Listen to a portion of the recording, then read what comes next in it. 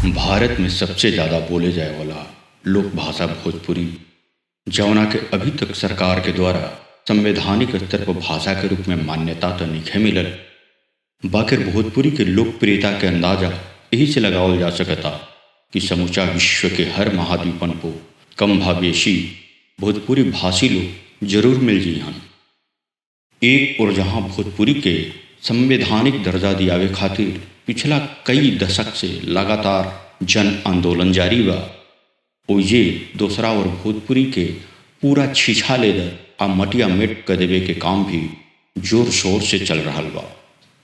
और ई काम करे वाला कोनो गैर भाषाई लोग ना, बल्कि भोजपुरिया समाज के अपन लोग ही बाणे, जेकि कला, गीत, संगीत, सिनेमा इस सब के नाम पर अपन कुपोषित कुंठित मानसिकता के लाइलाज बीमारी समूचा समाज में फैला रहल बाड़न।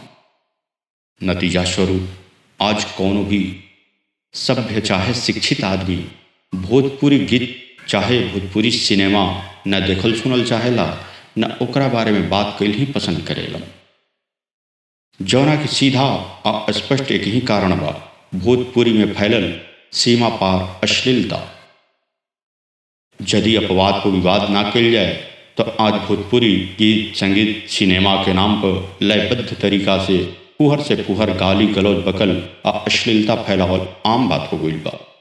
बात विचार करे लायक बा कि आखिर ये अश्लीलता कहाँ से अंकुरित होके इतना बड़ा घनघोर वटवृक्ष बन गई बा।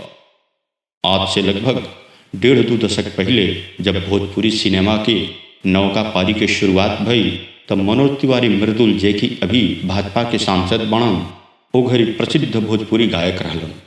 आ ई लगभग सबकरा मालूम बा कि मनोज तिवारी मृदुल के हीरो लेके ससुरा बड़ा पैसा वाला नाम से फिल्म बनल, जौन की खूब प्रसिद्धि आ पैसा बटोरलस।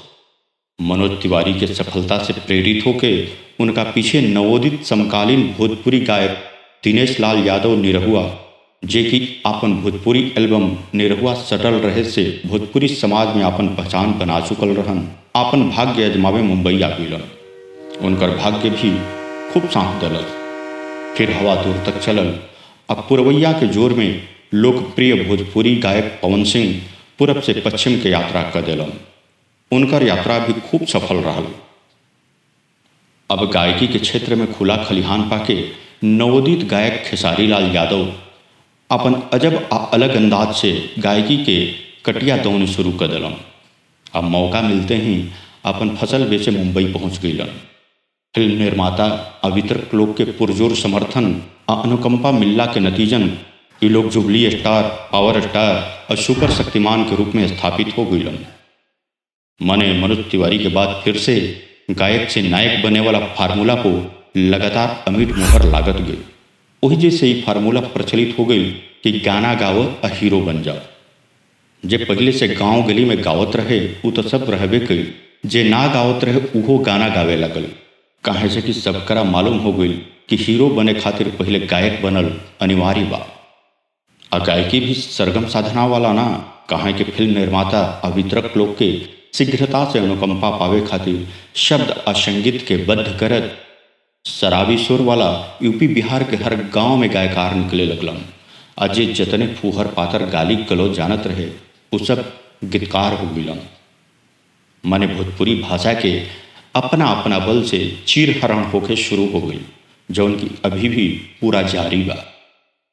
बात खाली अभरने पोशाक तक रही तो उन्मादी पगलाई सोमरस चवनधारी टाइप कौन अंतर्मुखी कवि के बाहरी विस्फोट समझल जा सकत रहे। बाकी आजकल के भोजपुरी गाना के मतलब मर्द मेहरारू के अंतरंग संबंध के साक्षात वर्णन बा। हालांकि तत्काल वाला जनरेशन अपनों पर नहीं खे मानल। अब तो सीधा सीधा गुप्तांग के आयत के वर्णन हो रहा बा। जे जतने जतन से गरियावल वो उतने हिट भई, मने कुल मिला के समूचा सत्यानाश। वो भोजपुरी समाज जहाँ की धान के रोपनी से लेके चाउर छंटाई तक, वर छेकाई से लेके बहु प्रवेश तक, भाग कम शब्द में ज़्यादा कहल जाए तो जन्म से लेके मरण तक, शोहर से लेके निर्गुण कला, मने जीवन के हर एक छोट बड़ मौका से संबंधित हर तरह के गीत संगीत के प्रचलन परंपरा विख्यात रहे। आज उहे भोजपुरी गीत संगीत सिनेमा के ऐसन दुर्दशा हो रहल बा कि जवना के उपमा पॉर्न से दिहल जा रहल बा। ऐसे समय रहते सबकरा छेते के पड़ी, न तो मानसिक रूप से विक्षिप्त गीतकारन, गायकन, सिनेमायन के प्रदर्शन कब हमने के भोजपुरी समाज के संस्कार पूरा के पूरा गड्ढा में गिरा दी पता भी ना चली। जय भोजपुरी, जय भारत। जुड़ल रही। प्रणाम।